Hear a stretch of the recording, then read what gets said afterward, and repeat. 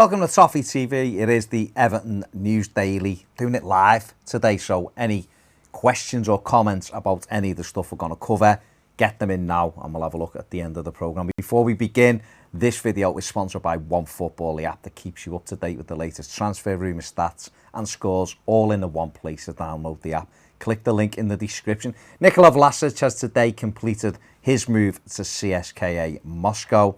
He has signed a 5-year deal after the final piece of paperwork was submitted. He's gone for an undisclosed fee. Yesterday it was reported he was joining for around £14 million. Today it's an undisclosed fee, but the 21-year-old has signed a 5-year deal with the Moscow club. He posted on Twitter yesterday how excited he was to remain at CSKA Moscow. So good luck to him. Played 19 times for Everton and scored 2 goals. Last season, played 35 games for Moscow and got 8. So fair play to him. He's gone there to play football. Everton have got a bit of money in for him. He's off the wage bill. And we move on.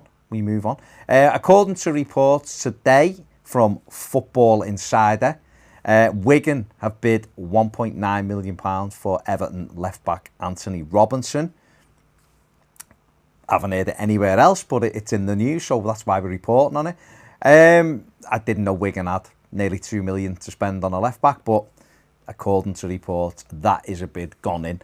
Interesting one for Anthony Robinson, because he was quoted last week or the week before saying that Marco Silva has said he's going to be looking at him this season. There was rumours Leighton Baines was going to move to MLS, and it looked as though Robinson could be going in as backup to Luca Dean, but obviously we know Leighton Baines has signed his contract yesterday to stay at Everton for another 12 months, so that's great news for the Blues. So that kind of leaves Robinson in a little bit of a position where he's third choice left back rather at the club. Is he going to stick around just to train? Is he going to want another loan move? Or, you know, if Wigan really are interested in bringing him in, would it be better for his career if he went to Wigan? Interesting to see whether anything comes of that. He's obviously a USA international as well. But tough decision for him if Wigan have actually bid. Everton again today linked with Diego Llorente, the Real Sociedad centre-back. Spanish press saying that Everton are very, very, very interested in him. Yes, 3 verys. And his agent has said to the press that a bid is incoming for Everton for the player. 26.5 million, they reckon Everton could get him for, even though he has a buyout of €45 million. He's a Spanish international. He's got rave reviews. I'm guessing he's a backup at this stage because of the Kurt Zouma situation, but we'll have to see whether Everton do actually bid for him. Kurt Zouma very much remains Marco Silva's #1 centre-back target this summer. Llorente, would he be a good backup? Do you know anything about him? Would he be a good alternate? We'll have to wait and see. Kevin Morales is attracting interest from Belgium. Standard Liège credited with an interest in taking Everton 31-year-old winger. Got a year left on his current deal. He's been on loan, obviously, at Olympiacos, and he was at Fiorentina, but they didn't want to take up the option on him. And now it looks as though Morales apparently wants to move back to Belgium with his family, and Standard Liège credited with an interest in the player. Says another couple of Belgian clubs looking at him as well. So maybe Kevin Morales' time at Goodison Park is coming to an end. And finally, Yerry Mina played the full 90 minutes last night for Colombia against Qatar. Colombia won 1-0. Zaputa scored a good header with about 15 minutes left. Mina looked quite good. Nearly scored on a couple of occasions. Looked decent on the ball, and it do him good to get another 90 minutes through. That victory puts Colombia into the next round. They qualified with 6 points. And if this tournament can, you know, the way this tournament is laid out, if Colombia were to get to the final, that is on July the 7th, when Everton are due to play Kariobangi Sharks in their first pre-season game. So obviously, you know, that's Yerry Mina. Richarlison, of course, in this competition as well, meaning that if either of those two get to the final, or both do, then, you know, they're going to be coming back to pre-season late on, aren't they?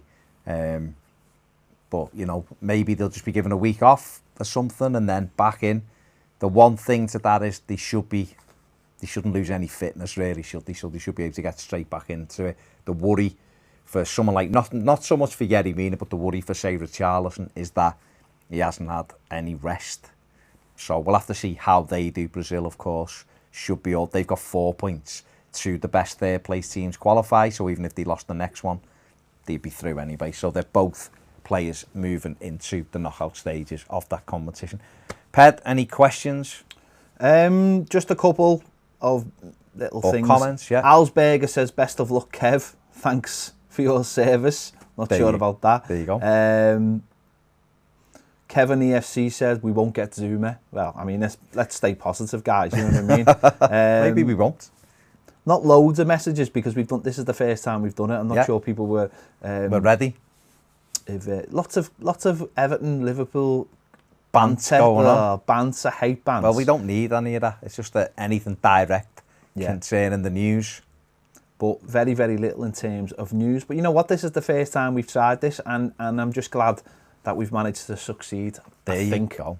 You think, yeah. There you go. Well, there you go. Listen, we'll probably do more of these Everton News Dailies live. Look out for them. It'd probably be an idea if we said we're doing it like every day at a certain time. But what we're going to do in a minute... Pardon? This is a practice run. Well, it is a practice run. It's just to see what any teething problems, see if people like it. What we are doing in 10 minutes for our Patreon subscribers, we're going to talk about these in more detail. We're doing a live show for around about 45 minutes, something like that, on Patreon. So if you're a patron, get over there in about 10 minutes. We're doing it live. If you're not a patron and you want to become one, go over there and join us live. Other than that, thanks very much for watching. Give us a subscribe if you haven't. Give the video a thumbs up.